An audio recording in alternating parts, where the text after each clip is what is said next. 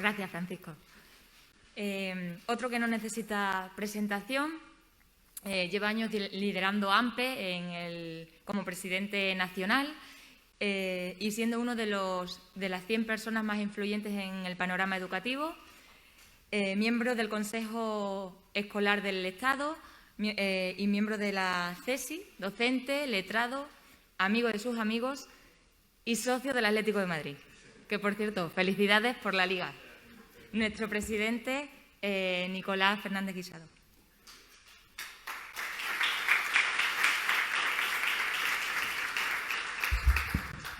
Buenos días a todos. Me permitís que me quite la mascarilla, pues creo que respetamos las distancias de seguridad con presentaciones así, da gusto venir.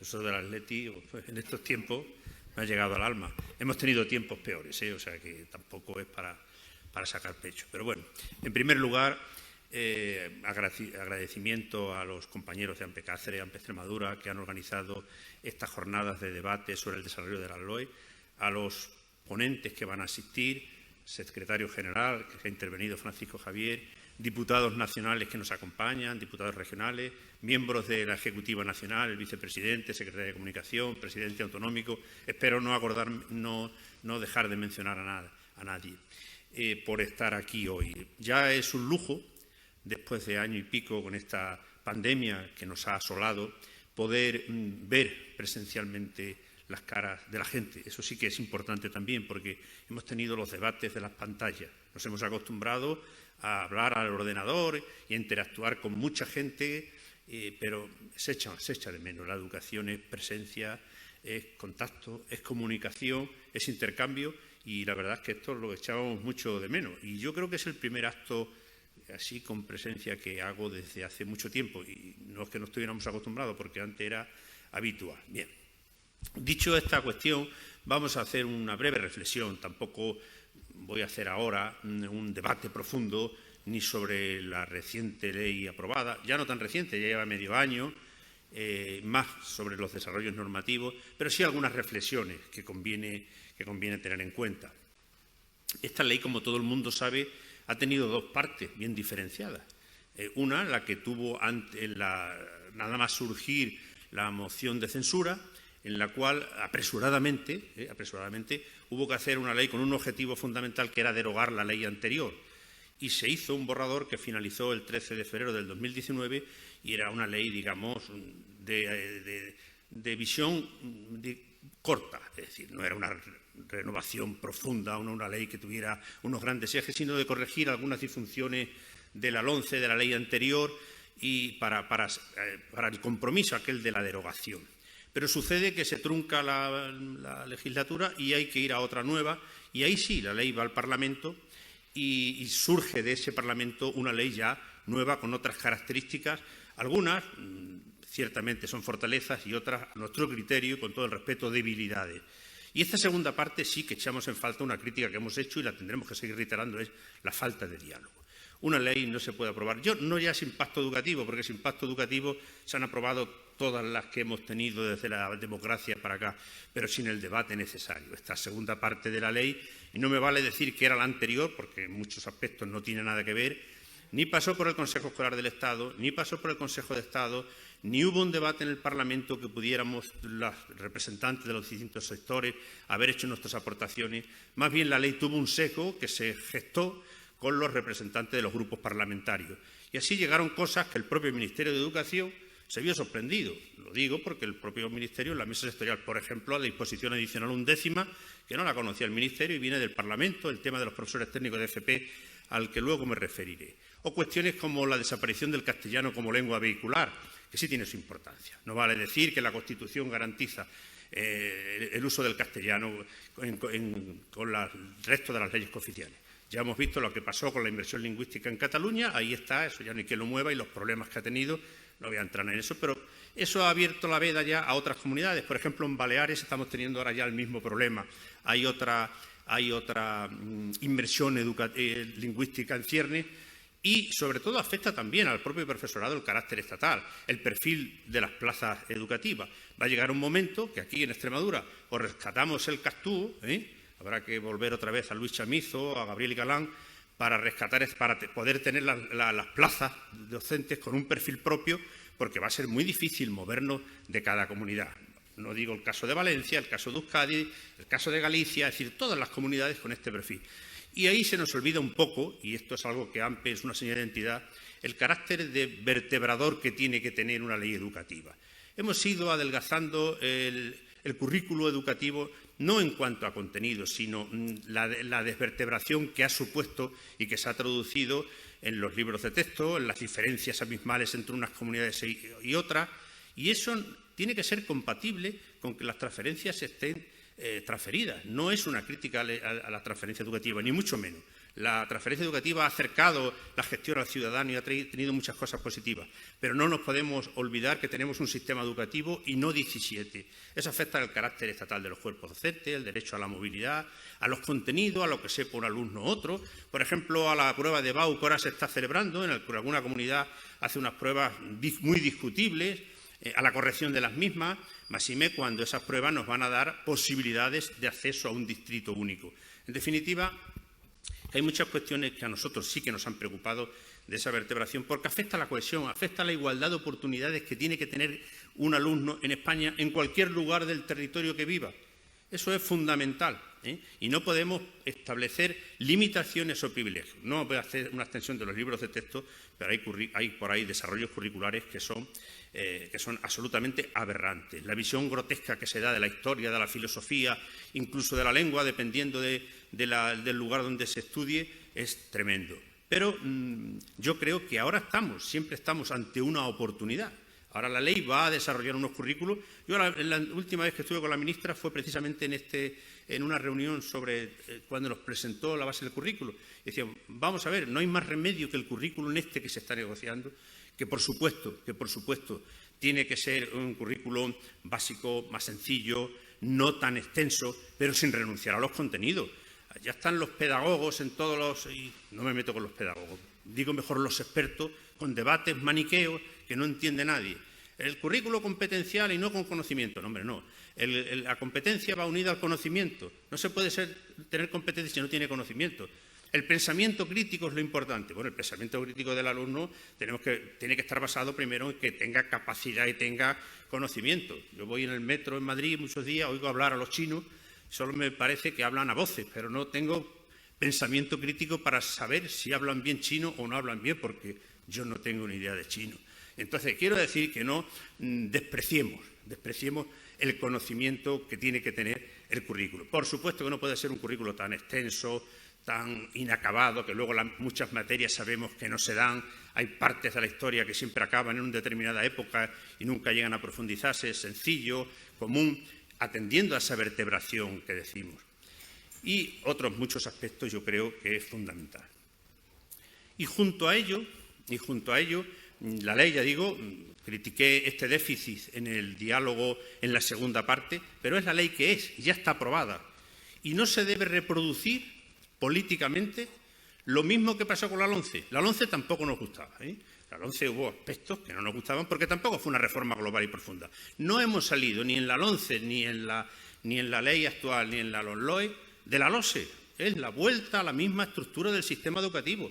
Naturalmente que vienen competencias digitales, naturalmente que hemos avanzado en cuanto a la reconfiguración de los ciclos, pero tenemos la misma estructura, más allá de haber resucitado el 0,3, que es una necesidad importante. Eso está bien, las plazas infantiles, además ahora con la ayuda de Europa va a venir bien. Pero tenemos la misma estructura de hace 30 años. Es que no hemos sido capaces de dar un salto y aprovechar lo mismo que se hizo de la Ley General de Educación a la LOSE, pasar de la educación obligatoria hasta los 14 a los 16, ahora haber hecho de los 16 a los 18, haber ido a un bachillerato de 3 años que yo creo que en privado, yo he hablado con dirigentes socialistas, del Partido Popular y de todos los partidos y todos estaban de acuerdo. Y a la hora de la verdad, el bachillerato sigue siendo de 2 años y el más corto de Europa. Es verdad que hay alguna flexibilización en el bachillerato y alguna especialidad más. Tampoco estamos satisfechos con que se permita titular con asignaturas suspensas, aunque sea una, no, porque estamos dando un mensaje de devaluación del mérito y el esfuerzo. Eso no. Entonces, el haber tenido la posibilidad de un bachillerato de 3 años en esta nueva ley, aunque eso hubiera significado reformas en la educación secundaria. A lo mejor hubiera sido un 3-3 más lógico, 3-3 más lógico, sí, porque donde se manifiesta fundamentalmente todo el fracaso en la educación secundaria y seguimos dándole vuelta, que si los itinerarios sí o no, en debates, ya digo, maniqueo.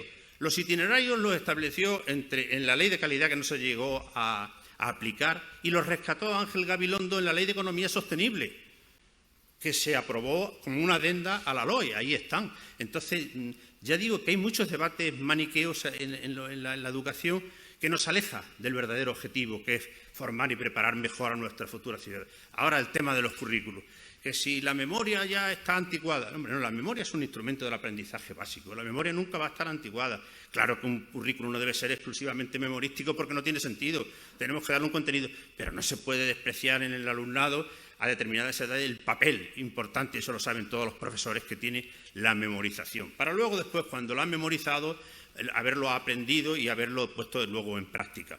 Y así, ya digo, ya nos perdemos en muchas cuestiones maniqueas que nada tienen que ver. Y digo que la ley está en el BOE y hay que acatarla, y hay que cumplirla, y hay que desarrollarla. Y no vale apelar porque tengamos una ideología o haya ideologías diferentes a rebeliones. Eso fue un mal ejemplo que se hizo también en la ley anterior. La ley anterior tuvo una cuestión muy polémica, bueno, tuvo muchas, pero hubo una que fueron las famosas mal denominadas reválidas, que no eran nada más que potenciar la evaluación. Lo que pasa es que se perdió el sentido cuando al final de los ciclos obligatorios podían tener efectos académicos. Yo le dije al ministro, a ver, quita el efecto académico de cuarto de la ESO y no hay ningún problema, te lo aprobamos. Es decir, siempre que un alumno que haya ido bien en su trayectoria educativa en el colegio o el instituto tenga una evaluación continua aprobada, no tiene que depender de una prueba luego para poder seguir promocionando, porque son niveles obligatorios. En niveles no obligatorios ya es otra cosa y tampoco voy a abrir el debate, pero se demonizaron las evaluaciones. Tanto se demonizaron que el Partido Popular renunció a ellas y cambió absolutamente todo, con lo cual se cargó uno de los pilares de aquella ley.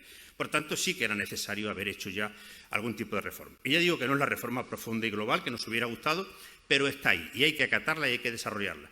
Yo recuerdo cuando la LOMCE en el Consejo Escolar teníamos muchos debates, ¿no?, de propuestas para mejorar cada vez que llega un decreto de desarrollo, y había organizaciones, y lo digo con pena, no con crítica, que decían, no, esta no es nuestra ley, no tenemos más aspiraciones que derogarla y no vamos a hacer ninguna propuesta de mejora.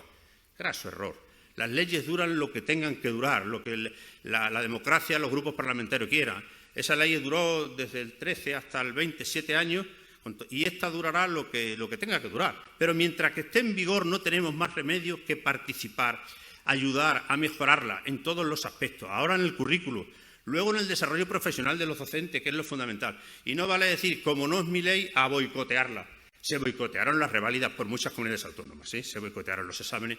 Eso yo creo que da poca idea de sentido de Estado de un país y de dar prioridad a la educación.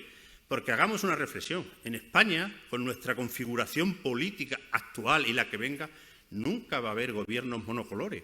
Cuando me refiero a eso, me refiero que en la Administración central estará un partido, X, y en las administraciones autonómicas estará el X, el Z y el Y. Y no hay más remedio que cohabitar. No hay más remedio que tener que dialogar. Por eso el currículo, se lo dije a la ministra, dialogar con las comunidades autónomas, pactar lo más que podáis el currículo. No hagáis un currículo tan disperso.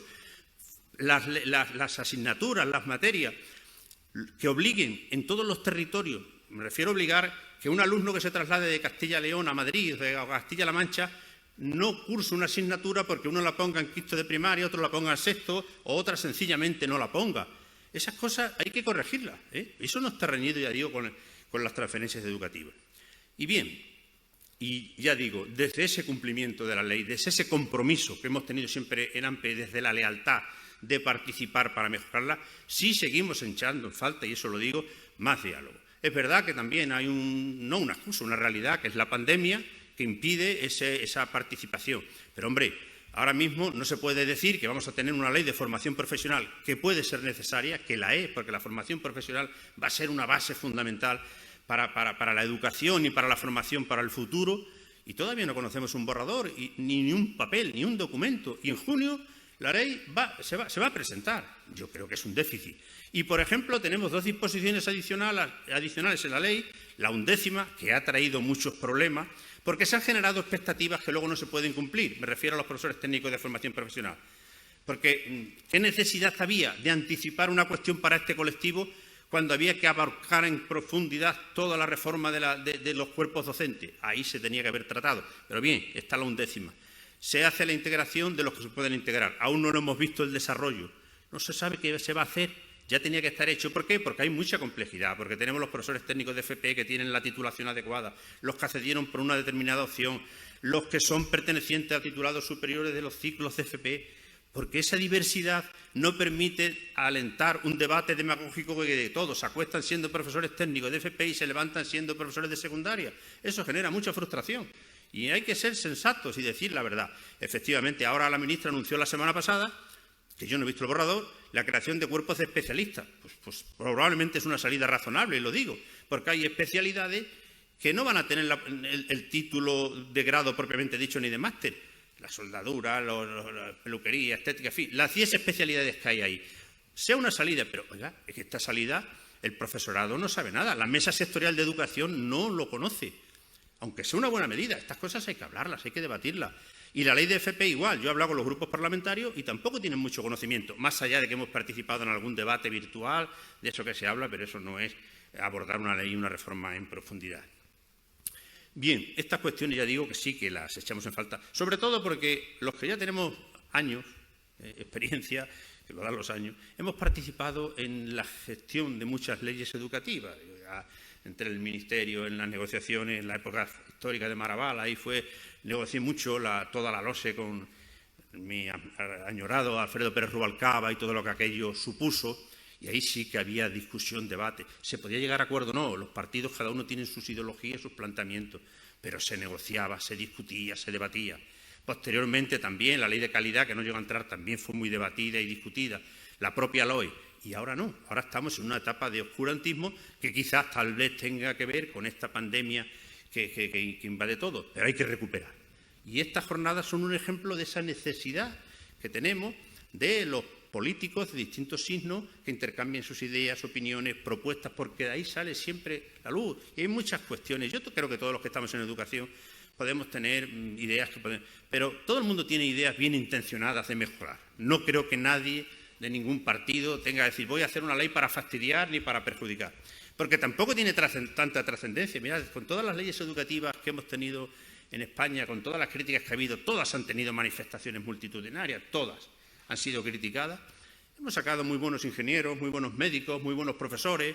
Es decir, eso es lo que se trata. Por supuesto que tenemos que ser críticos y aspirar a sacar más, porque la educación, el objetivo de cualquier ley educativa no es entrar en debates maniqueos como estos que decía, si las competencias, si los conocimientos, si la memoria, es sacar de cada alumno lo mejor, teniendo en cuenta sus contextos, que son diferentes. Claro que son diferentes. ¿Cómo no lo vamos a tener en cuenta? No es lo mismo un alumnado de una zona determinada que de otra, ayudando a esos que más tienen. Y por eso no podemos hacer estos debates, le digo, tan simples, de que uno defiende la igualdad y se olvida de la calidad o de la libertad. Otro defiende la libertad y se olvida de... No, señor, libertad con igualdad, equidad. Ese es el equilibrio que tiene que tener la educación.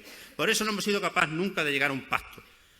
Por estar siempre centrado en cuestiones manipeadas. Yo defiendo la concertada. No, tienes que defender la concertada y la pública. Yo solo la pública y excluyo. No, hay que respetar en un artículo 27 de la Constitución, que es lo mejor que hemos tenido, que recoge una síntesis de lo que debe ser el consenso educativo y después desarrollarlo con armonía. Ya tenemos las sentencias del Tribunal Constitucional que nos dicen por dónde debemos ir. Pero lo que no podemos hacer ante cualquier reforma es una fractura, un enfrentamiento, y ya esta ley, pues cuando vengan los otros haremos otra ley. Y vamos a estar siempre en este bucle de como Penépolis, tejiendo y destejiendo continuamente. No habrá un momento que digamos vamos a sentar las bases de una legislación educativa básica que nos permita durante 25 o 30 años sosegadamente y que la educación no se toque. Cualquiera que sea la circunstancia política, cualquiera que sea quien llegue al gobierno, democráticamente, naturalmente, y cualquiera que sea el que gobierne tanto en el Estado como en la Administración central.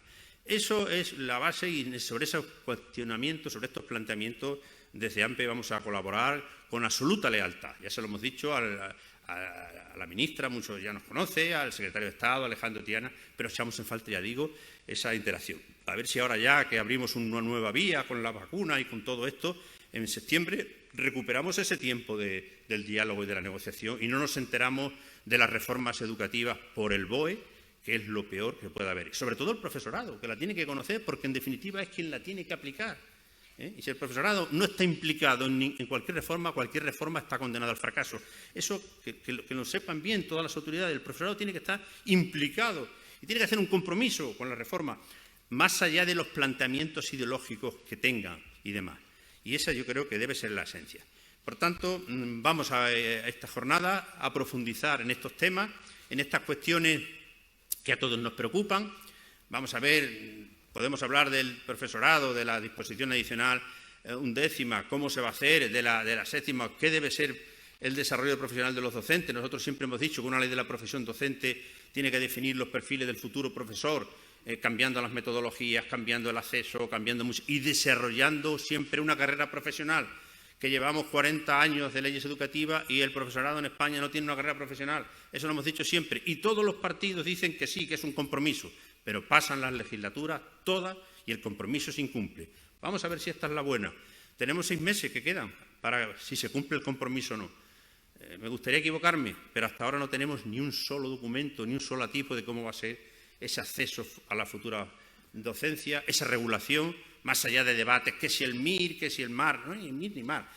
Habrá que habilitar un sistema de habilitación docente para el futuro, pero lanzando un mensaje, que los 700.000 profesores que están en el sistema educativo están habilitados todos, hombre, y han servido para la enseñanza. Y tenemos que respetar esas situaciones jurídicas individualizadas. Y a partir de ahí, por supuesto, legislar de cara al futuro para mejorar el carácter y de los cuerpos docentes en todos los aspectos, profesionales, retributivos, en todo lo demás, porque es una aspiración lógica. Ojalá veamos ese estatuto pronto. Superemos la pandemia, que es la primera prioridad, que eso es lo que queremos todos, que la salud, sin salud no hay nada, y luego ya profundicemos en todas estas cuestiones. Nada más, reitero mi gratitud a los compañeros que han organizado esta jornada y a los que han hecho el esfuerzo y el sacrificio de estar aquí asistiendo, y a los representantes de los distintos sectores educativos por esa presencia aquí. Muchas gracias a todos.